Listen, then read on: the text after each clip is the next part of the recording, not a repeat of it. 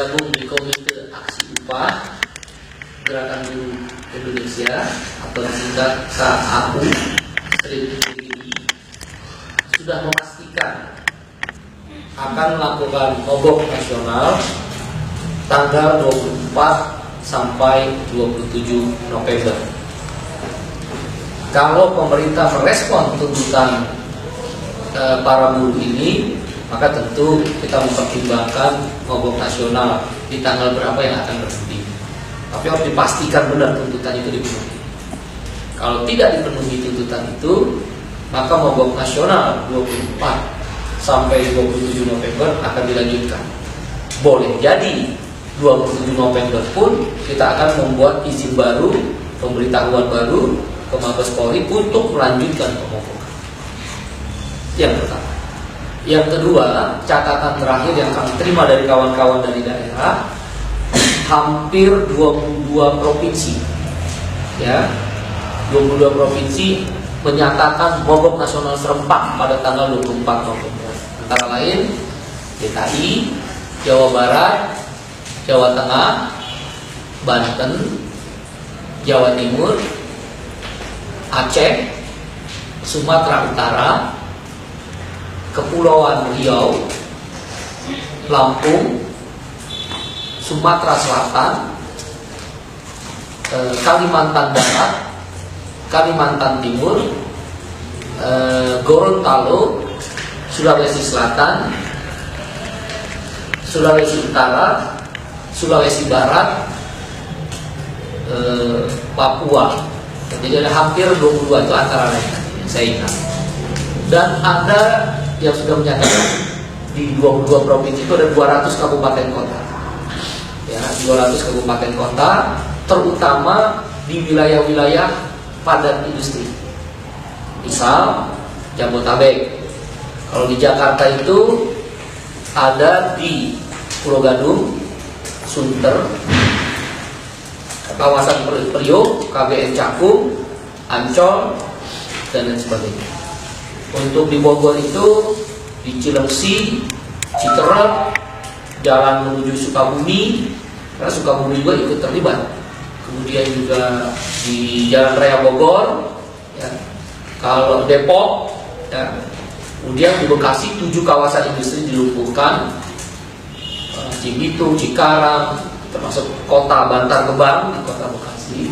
Di Jawa Timur misal Ngoro, Rungkut, kawasan-kawasan industri, Pir di Pasuruan, di Medan misal kawasan industri Medan, nah, kemudian juga di Jawa Tengah kawasan industri Candi, nah, jadi meluas. Itu yang sudah menyatakan 200 kabupaten kota.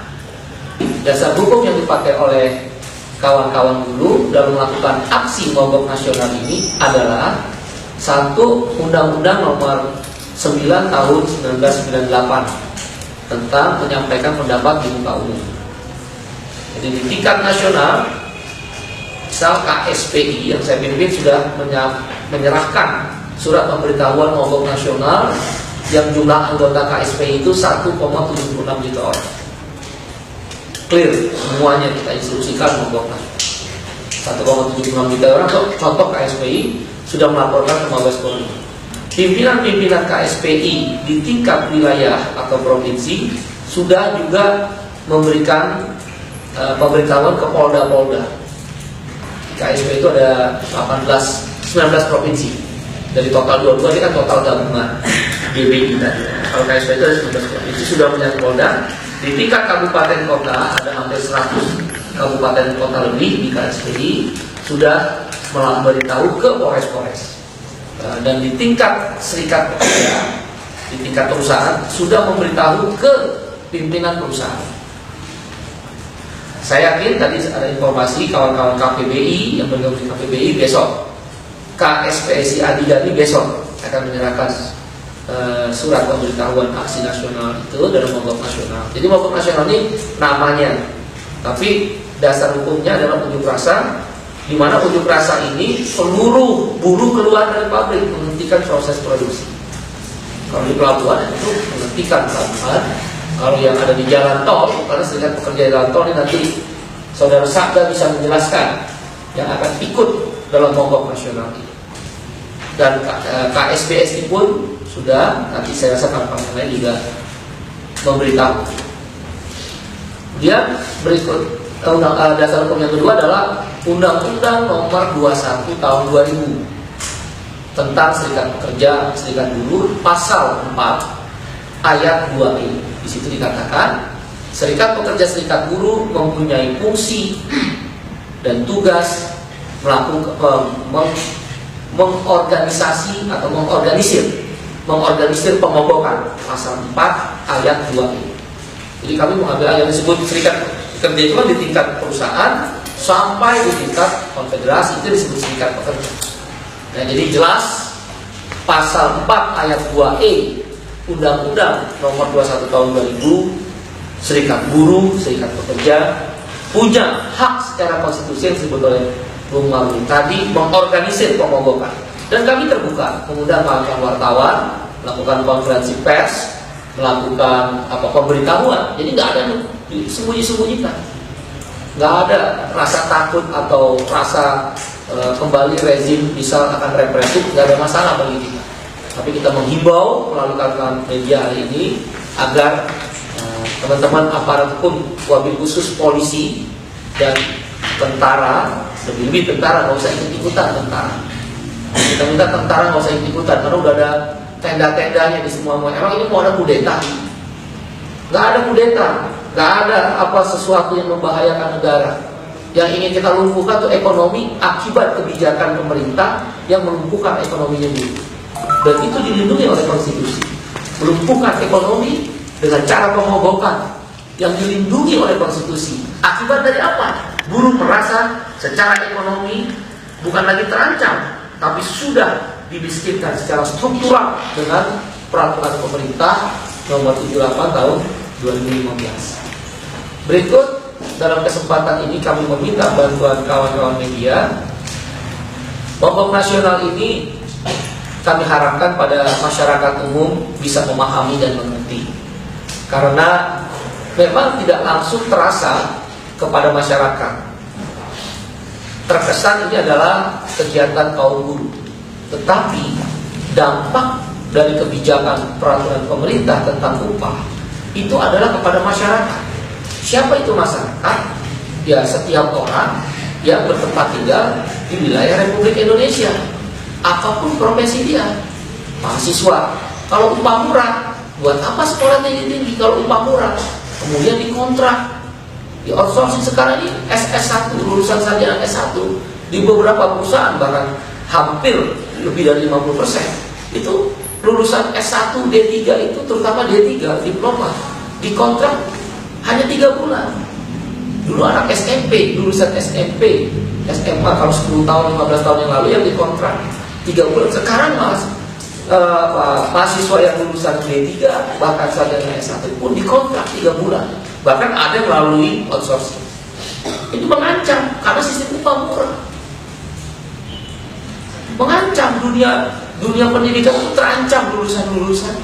Jangan alasan supply and demand atau angka pengangguran yang tinggi membuat kemudian membolehkan kebijakan upah murah dan sistem kerja yang tidak menentu dalam bentuk kontrak dan outsourcing. Ibu-ibu rumah tangga terancam karena upah murah membuat daya beli suami mereka turun, keluarga itu jadi turun daya belinya. Semenjak kenaikan harga BBM November 2014 itu daya beli masyarakat turun 30%. Upah kan nggak naik. Nah, yang punya daya beli itu siapa? Buruh. Nah, tukang sayur nggak ada yang beli, terancam tukang sayur. Biasa beli belanja 50.000 karena upah kan naik, daya beli turun, dia belanja sayur ibu-ibu 30 atau 35.000. Terancam tukang sayur. Kemudian tukang ojek, ya terancam, orang nggak mau jalan naik ojek, jalan kaki. Jadi masyarakat terancam dengan sistem upah. Kenapa begitu? Karena upah adalah satu-satunya instrumen secara ekonomi. Saya ulangi, upah adalah satu-satunya instrumen atau alat secara ekonomi untuk mengukur daya beli atau yang kita kenal purchasing power. Jadi ukur daya beli masyarakat, rakyat, orang, buruh, apapun profesi di seluruh dunia termasuk Indonesia, ukurannya adalah mengukur daya beli itu adalah upah. Kalau upah murah, daya beli akan rendah. Kalau daya beli rendah, akan terbukti nih. Pertumbuhan ekonomi kita sudah diumumkan kuartal 3 4,7%. Bahkan sarjana-sarjana UI sudah mengumumkan tidak lebih dari 4,3%. Tapi pemerintah mengumumkan melalui BPS 4,7% kuartal 3. Nggak tercapai kan target 5,3%. Begitu diperiksa terjadi penurunan daya beli, konsumsi. Karena daya beli yang menurun mengakibatkan konsumsi turun. Kan teman-teman tahu mengukur pertumbuhan ekonomi itu kalau negara berkembang ada 4. 1. Konsumsi, 2. Investasi, 3. Government expenditure atau belanja pemerintah, 4. Dan ekspor impor. Hanya 4. Nah sekarang terjadi ekonomi itu tetap melambat, tidak tercapai. Begitu diperiksa oleh BPS dan diumumkan oleh sarjana-sarjana ekonomi di Universitas Indonesia, konsumsi turun. Kenapa konsumsi turun? Daya beli turun. Kenapa daya beli turun? Upah murah. Ya, nah itulah yang kita pakai. Kenapa kita melakukan pemogokan? Sebagaimana perintah Undang-Undang Nomor 21 Tahun 2000 Pasal 4 Ayat 2E. Karena secara ekonomi kaum buruh dan masyarakat sudah dimiskinkan kembali secara struktural. Ancaman secara ekonomi itu sudah terasa dengan keluarnya PP. Upah murah, daya beli turun, konsumsi turun, ekonomi melambat. Udah 3 kuartal udah terbukti. Itu sikap. Mudah-mudahan kawan-kawan bisa menyampaikan. Karena ini mulai ada intimidasi, ya, mulai ada intimidasi seperti pimpinan buruh kepada buruh, ya, long march di stop nggak boleh. Apa maksudnya long march nggak boleh? Kapolres Bekasi kita protes keras melalui teman-teman media. Hanya Kapolres Kabupaten ya, bukan kota. Hanya Kapolres Kabupaten Bekasi yang melakukan represif terhadap peserta long march. Bandung nggak ada masalah, Purwakarta nggak ada masalah, Karawang nggak ada masalah. Bahkan kota Bekasi, wali kota Bekasi akan menyambut peserta long march. Itu sudah disampaikan. Wali kota Bekasi akan menyambut peserta long march.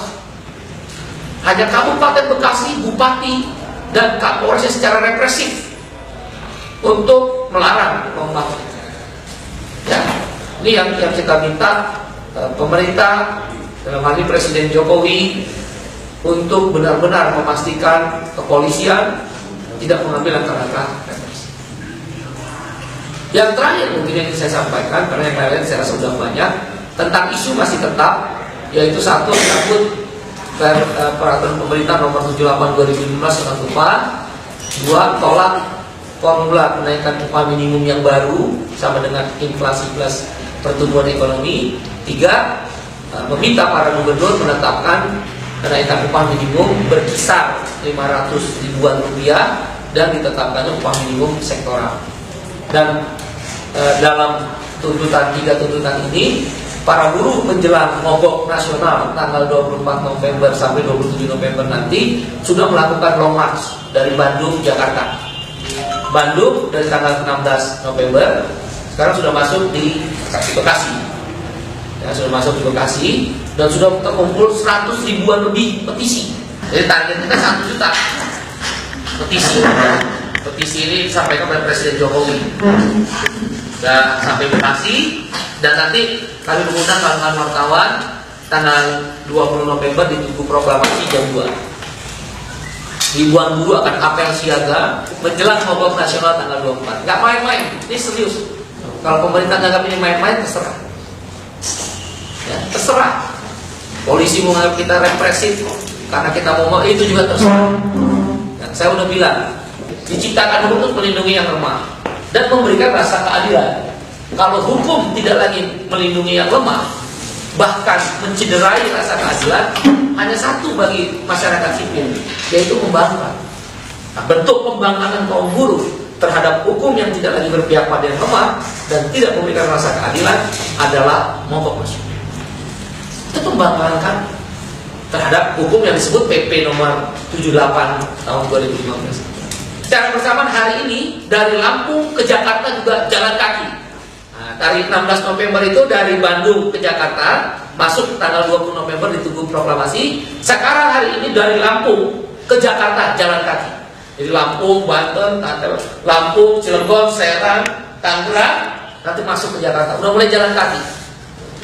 Jadi 2 titik dari barat dan timur, masuk nanti tanggal 20 semuanya berkumpul di Tugu Proklamasi apel siaga. Jadi nggak hanya polisi aja yang apel siaga buat ngumpul-ngumpulin kita, tapi buruh pun apel siaga untuk memastikan kelompok nasional berjalan dengan baik, tertib, sesuai konstitusi, dan tidak dihadapi secara represif. Mudah-mudahan itu bisa dipahami, dan kami minta maaf pada masyarakat kalau jalan-jalan agak terganggu, tapi mereka nanti akan berterima kasih dengan apa yang kita kerjakan. Yang terganggu itu kan kelas menengah atas yang punya mobil.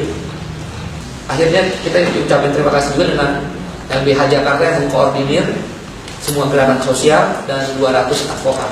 Karena kita prediksi Kabupaten Bekasi yang paling keras tingkat konfliknya.